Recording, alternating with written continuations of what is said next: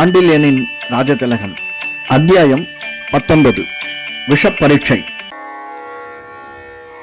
சோதனை தலையருகே வேதனை தரக்கூடிய அந்த நிகழ்ச்சி மைவழிக்கும் மற்றோருக்கும் பெரும் கலக்கத்தையும் வீரபாகு கழிவறியையும் அளித்ததென்றாலும் பல்லவ இளவலின் இதயத்தில் மட்டும் எந்தவித அச்சத்தையோ குழப்பத்தையோ உண்டாக்காததால் அவன் முகத்தில் புன்முறுவலே படர்ந்து கிடந்தது.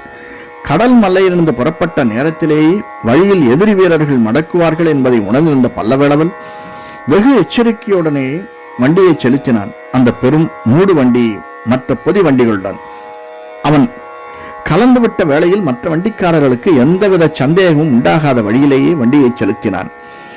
கடல் மல்லையிலிருந்து புறப்பட்ட மறுநாள் நடுப்பகலில் பல்லவபுரத்து எல்லை தோப்பில் மற்ற வண்டிகளை அவிழ்த்து விடப்பட்ட போது அந்த வண்டி கும்பலின் நடுவில் தனது வண்டியையும் அவிழ்த்து விட்டான்.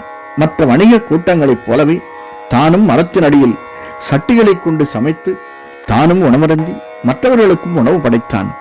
மைவழி இடையிடையே அவனுக்கு உதவ வந்த போது கூட வேண்டாம் என்று தடுத்து அவளை மட்டும் வண்டியிலேயே தங்கச் செய்து தனக்கு உதவ இந்திரவர்மனையும் பலபத்ரவர்மனையும் உபயோகப்படுத்திக் கொண்டான்.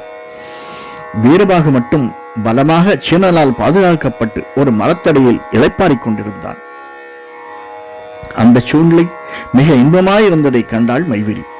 தோப்பில் ஆங்காங்கு வண்டிகள் அவிழ்த்து விடப்பட்டு வணிகரும் பணியாட்களும் மற்றும் வணிகர் வண்டிகளில் சொற்ப பணத்திற்கு பயணம் செய்து கொண்டிருந்த சாதாரண மக்களும் பல இடங்களில் உணவு தயாரித்ததும் கட்டுச்சாரத்தை அவிழ்த்து உட்கார்ந்து உணவருந்தியரும் ஏதோ வனபோஜனம் நடப்பது போன்ற பிரமையை அவளுக்கு அளித்திருந்தது. எனினும் இந்த இன்பச் சூழ்நிலையிலும் தங்கள் நிலை துன்பப்படத்தக்கதாகவே இருந்ததை எண்ணியதால் பெருமூச்சும் விட்டாள் ஓரிரு முறை.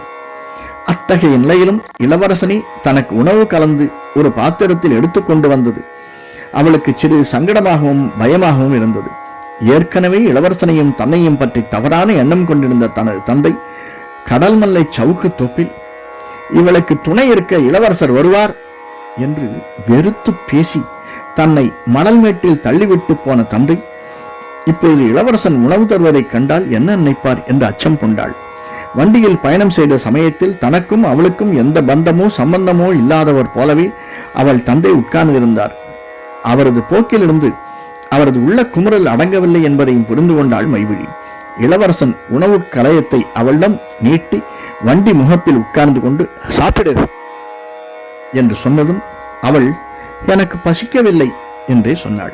ஏன் என்ற இளவரசன் கேள்வியில் வியப்பு இருந்தது. பசிக்காததற்கு காரணம் உண்டா என்று கேட்டாள் அவள். முந்திய இரவே சரியாக நீ சாப்பிடவில்லை, இன்றைய பகலிலும் பசிக்கவில்லை என்றால் காரணம் இருக்க வேண்டும் என்றான் பல்லவேலவன்.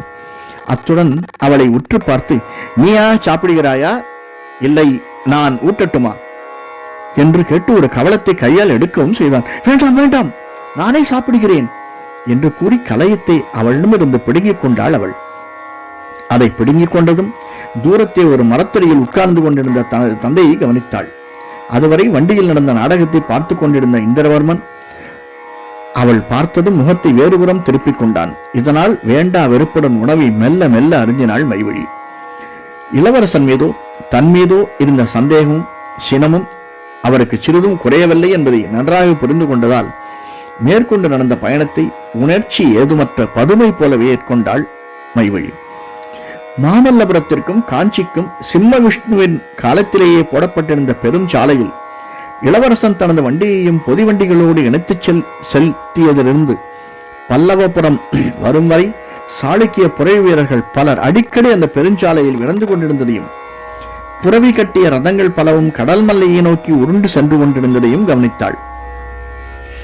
என்னதான் இந்திரவர்மனையும் பலபத்ரவர்மனையும் பொதி வண்டி வணிகர்கள் சற்று ஊன்றி கவனித்ததால் கண்டுபிடித்து விடுவார்கள் எளிதில் என்பதையும், அப்படி கண்டுபிடித்து விட்டால் அவர்கள் தனக்கு அதிக மரியாதை காட்ட ஆரம்பித்தால் தன் வேடம் கலந்துவிடும் என்பதையும், அப்புறம் அவ்வப்பொழுது சாலையில் உலாவும் சாளுக்கிய வீரர்கள் தன்னை சிறை செய்து அடைத்துவிடுவது சுலபம் என்பதையும் புரிந்து கொண்டான். அது தவிர இந்திரவர்மனும் சீனனும் மாறுவேடம் அணியாமல் சுய உடைகளில் இருப்பதிலும் ஆபத்து இருந்தது அவனுக்கு தெரிந்தே இருந்தது. ஆனால் இந்திரவர்மனை சுய உடையில் இருக்க வைப்பதில் அனுகூலமும் ஓரளவு பாதுகாப்பும் இருந்ததால் அவன் அந்த நிலையை மாற்ற இஷ்டப்படவில்லை. காஞ்சிக்கு செல்லும் பெரிய சாலையில் இடையிடையே அதிக காவல் இருந்து கொண்டிருந்ததை கவனித்த இளவரசன் வண்டிக்குள் இருப்போரை எச்சரித்தான். இரவின் முதல் ஜாமத்தில் நாம் காஞ்சியின் கிழக்கு வாயிலை அடைவோம். அதற்கு சற்று முன்பாகவே எச்சரிக்கையுடன் இருங்கள். நமது வண்டியை சாளுக்கிய வீரர்கள் நிறுத்தினால் யார் யார் எப்படி நடந்து கொள்ள வேண்டும் என்பது தெரியும் அல்லவா என்று விரும்பினான் வண்டிக்குள் இருந்தோரை நோக்கி. தெரியும், நானும் இந்திரவர்மரும் பேசாமடந்தைகளாக இருப்போம் என்றான் பல்லவர் படத் தலைவன் பலபத்திரன். மைவிழியும் பேச தேவையில்லை என்றான் இளவரசன் சீனனை நோக்கி. யாங்சின் சங் சங் என்று ஏதோ ஒலி எழுப்பினான் உதடுகிழந்து. இதனால் வெகுண்ட வீரபாகு, இவன் என்ன சொல்கிறான் என்று சீறி வெறுப்புடன் சீனனை பார்த்தான். தானும் பேச அவசியமில்லை என்று சொல்கிறான் அவன் என்றான் இளவரசன். இவனுக்குத்தான் தமிழ் தெரியுமே, தமிழில் பேசினால் என்ன கேடு? எதற்கு சூ கொட்டுகிறான்? எந்த மொழியில் பேச வேண்டும் என்பது அவரவர் இஷ்டம். அவன் நேசிப்பது 2, அவற்றில் தாய்மொழி ஒன்று என்றான் பல்லவளவல். இன்னொன்று என்று கேட்டான் வீரபாகு. இம்முறை பல்லவளவல் பதில் கூறவில்லை. சீனன் தனது மெல்லிய கத்தியை எடுத்து வீரபாகுவின் கண்ணுக்கு எதிரில் காட்டினான். இதை எதற்காக அடிக்கடி என்னிடம் காட்டுகிறான் என்று சீறினான் வீரபாகு. காஞ்சியில் நாம் தடுக்கப்பட்டால் நீ சரியாக பேச வேண்டும் என்பதற்காகத்தான் என்றான் பல்லவளவல். சரியாக என்றால்? எப்படி பேசினால் எங்களுக்கு ஆபத்து வராதோ அப்படி. பேசாவிட்டால் உனக்கு ஆபத்து வரும். எப்படி வரும்? யாங்சின் அதை சொல்லத்தான் கத்தியை காட்டுகிறான். புரிந்து கொண்டான் தனது நிலையை வீரபாகு. இருப்பினும் கேட்டான், கத்தியால் ஒரு முறை குத்தியதும் நான் அலறிவிட்டால் அப்புறம் உங்கள் கதி என்ன ஆகும்? உடனடியாக பதில் சொல்லவில்லை பல்லவளவல். சிறிது நேரம் கழித்து பதில் சொன்னபோது அதில் சிறிது வெறுப்பும் கலந்திருந்தது. மிகவும் தீனமான ஆனால் வருத்தம் கலந்த குரலில் கூறினான் பல்லவளவல். வீரபாகு, பூநாகத்தின் சக்தியை நீ புரிந்து கொள்ளவில்லை என்று. பூநாகமா? வீரபாகுவின் கேள்வியில் வியப்பு இருந்தது. ஆம், யாங்சிங் வைத்திருக்கும் கத்தி மிக மெல்லியது. நமது தாழை மலர்களில் உள்ளடங்கி உறங்கும் சிறு நாகத்தை போல் இருப்பதால் அதை சீனர்கள் பூநாகம் என்று சொல்லுகிறார்கள். அது நமது உடலுக்குள் நுழைவதும் தெரியாது, உயிரை கண்ணிமைக்கும் நேரத்தில் குடித்துவிடும் என்றான் பல்லவளவல். வீரபாகுவின் விழிகள் பிதுங்கின. அப்படியா என்று கேட்டபோது அவன் பெரிய மீசையும் பயத்தால் அசைந்தது. ஆம், அந்த கத்தியில் விஷம் தீட்டப்பட்டிருக்கிறது. அது உன் உடலில் நுழைவதற்கும் நீ நினைவை இழப்பதற்கும் வினாடி அவகாசம் கூட இருக்காது என்றான் பல்லவளவல். தான் சற்று தாறுமாறாக நடந்து கொண்டால் தனது உயிர் அரை காசுக்கும் உதவாது என்பதை உணர்ந்து கொண்ட வீரபாகு அதற்கு பிறகு மௌனத்தையே கடைபிடித்தான். அந்த பொதிவண்டி தொடர் காஞ்சியின் கிழக்கு வாசலை அடைந்து அந்த இரவின் முதல் ஜாமத்தில் அங்கே சேர்ந்தபோது அவன் வாயை திறக்கவில்லை.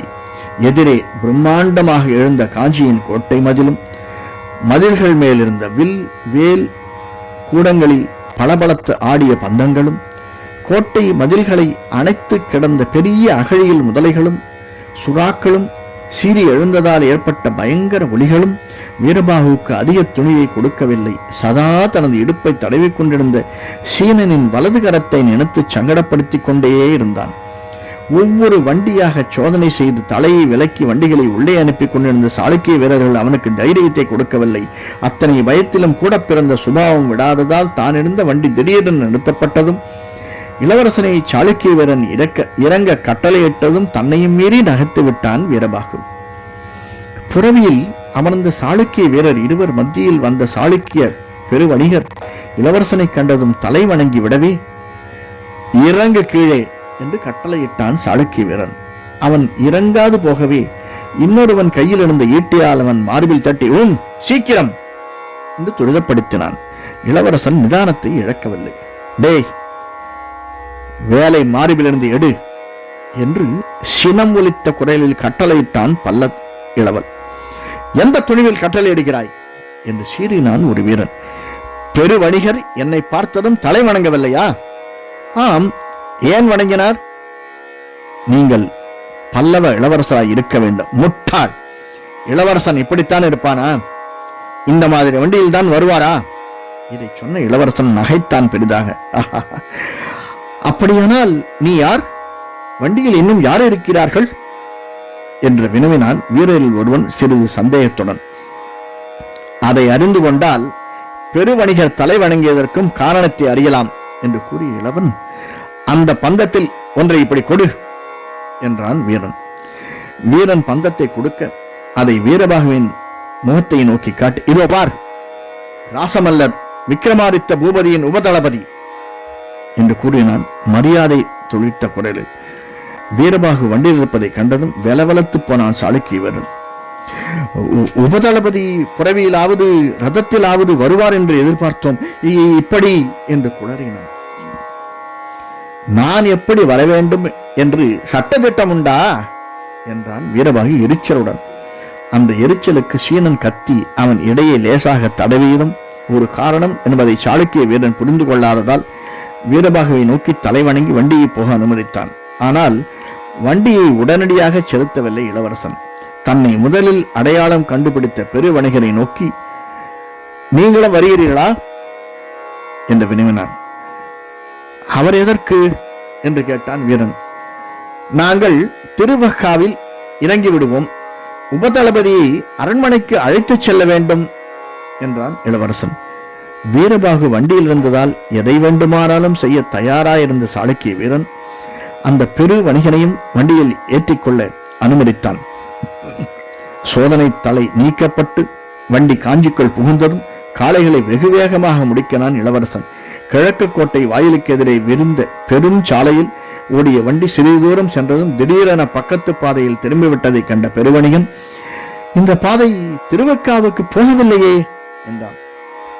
இல்லைதான் என்றான் இளவரசனும். பிறகு வண்டி எங்கு கொண்டு போக போகிறீர்கள் என்று வினவினான். போகும் இடத்தை சொன்னான் இளவரசன். வேண்டாம் வேண்டாம், அந்த பாதைக்கே போக வேண்டாம் என்று மிதமிஞ்சிய திகிலுடன் கூறினான் பெருவணிகன். ஏன்? அங்கு இந்த வண்டி போனால் நீங்கள் உயிருடன் மீள முடியாது என்று எச்சரித்தான் பெருவணிகன். ஆனால் அவன் எச்சரிக்கையை லட்சியம் செய்யாத இளவரசன் அந்த அபாய பாதையிலேயே வண்டியை செலுத்தினான். பெரும் விஷப்பரீட்சை இளவரசே, வேண்டாம், திருப்புங்கள் வண்டியை என்று கெஞ்சினான் பெருவணிகன். இளவரசனோ அதை காதில் வாங்கிக் கொள்ளவே இல்லை.